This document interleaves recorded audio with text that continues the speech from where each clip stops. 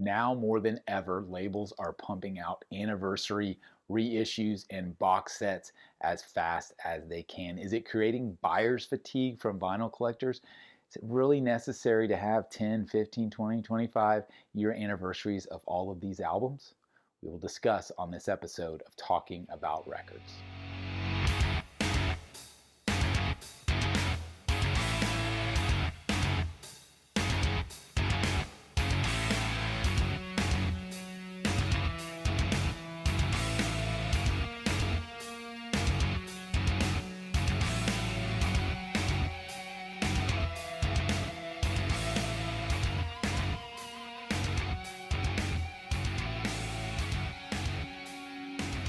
My name is G.I. Sanders from NTX Vinyl, a small chain of independent record shops in the Dallas-Fort Worth area. If you're not local, but you are in the U.S., you can shop online with us anytime at ntxvinyl.com, and would love it if you'd subscribe to our channel here on YouTube. Follow us across social media at NTX Vinyl is the handle on Facebook and Instagram. Let's talk about anniversary reissues, and especially anniversary deluxe and super deluxe and expanded box sets. This is a topic that comes up almost weekly for me as I'm ordering new records, because the volume and the frequency at which these anniversary releases and deluxe editions and box sets are coming is pretty intense these days. And of course, the prices are pretty intense too. So it really begs the question, are they necessary? Like, that's the first thing.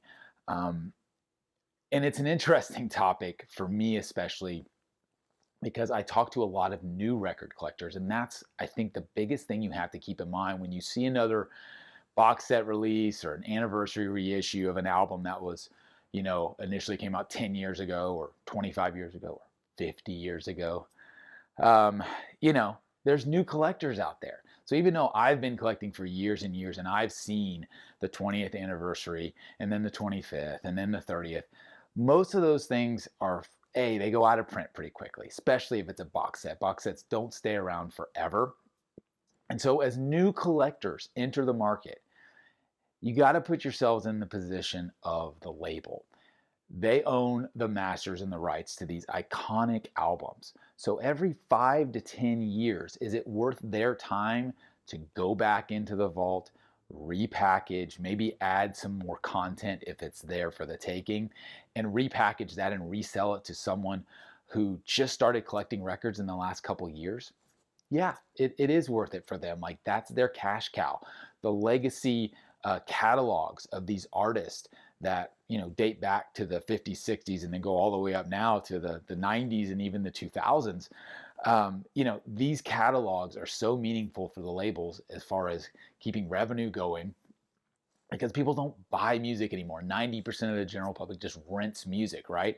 So for the small percentage of people who do actually buy music, the labels are catering to those people, not necessarily to me, who's been collecting my whole life, but they're catering to the people who are just now discovering records.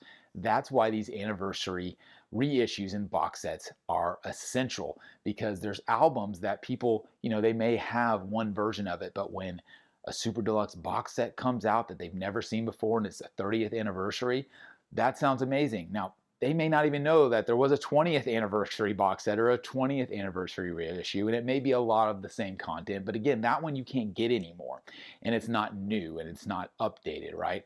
So I understand the apprehension and I understand the fatigue from vinyl collectors, myself included, who are seeing this every 5 to 10 years. It seems to get a little ridiculous that an album would need another anniversary, another reissue.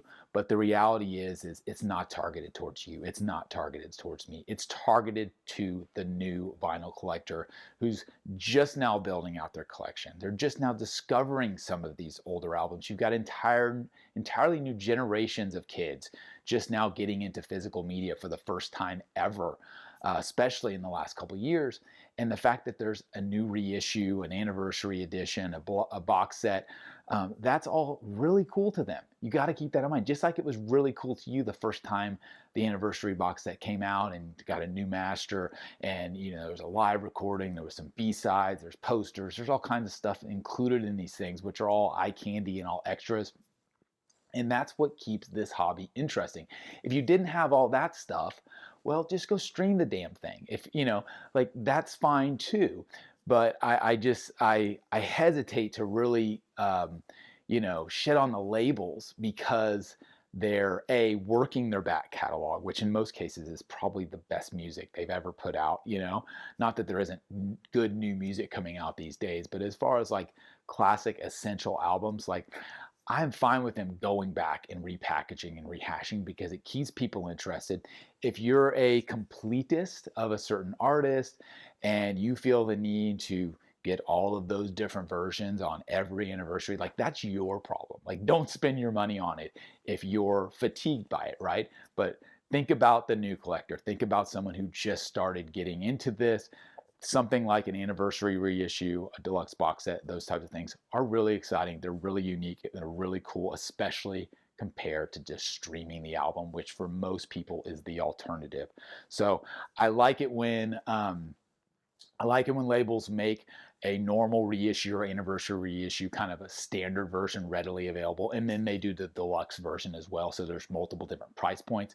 Like we can bitch all day long about how expensive a box set is, but the reality is there's a lot of labor involved, there's a lot of creativity involved, and it's a premium product. They're not looking to sell millions of these things. They're looking to sell a couple thousand, and then it'll be gone, and you'll never be able to get it again because they're never going to go back and commission a pressing plant to create this custom box with all the custom packaging and all the little, inserts and all the extras that go in. Like that's not really a sustainable thing. I don't think that they go back for most box sets and reproduce these things and keep them in print forever. So they are kind of like, special things that pop up every couple years. And if that album is that important to you, or you want to drop a couple $100 on a box set, like that's the consumer's choice. At least the labels are giving people a choice.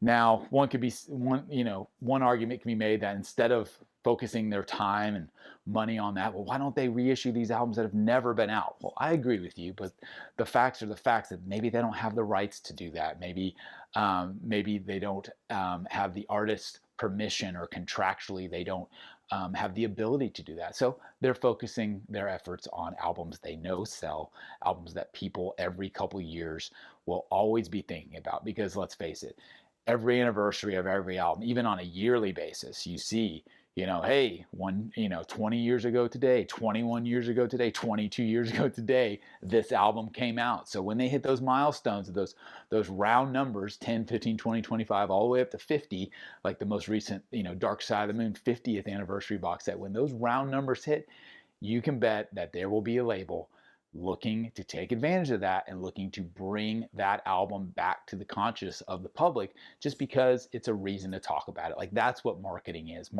Most of the time marketing is coming up with reasons to talk about something.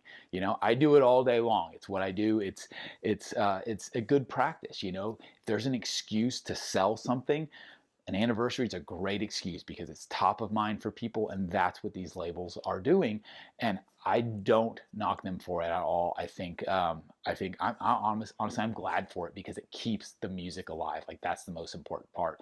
Yes, someone can go back and find a pre-owned copy or a vintage copy or just a normal reissue, but it's also really cool to have something unique and something special and something that's new, that's coming out fresh, especially if you've got new eyes on this hobby, which a lot of people do these days. I've got a number of kind of deluxe edition and anniversary edition box sets in my collection, mainly for albums that I just really, really love, and especially if there's extra content involved. Maybe it's a live show, maybe it's B-sides, maybe it's little trinkets and things like that that I just think are cool. I don't have tons of them, but for albums that I love, I really appreciate that. And I think a lot of fans do. And that's, again, it's all supply and demand. If these things didn't sell, then guess what? The labels wouldn't make them. So people stop buying them, then they'll stop making them. But my gut says that with a collector's mentality, like a lot of record collectors have, that these box sets are cool and people enjoy them for the most part. And again, they're not really made for the long-term collector. Maybe made for the completionist, and certainly for the new collector. And I think that's what labels are going after for these things.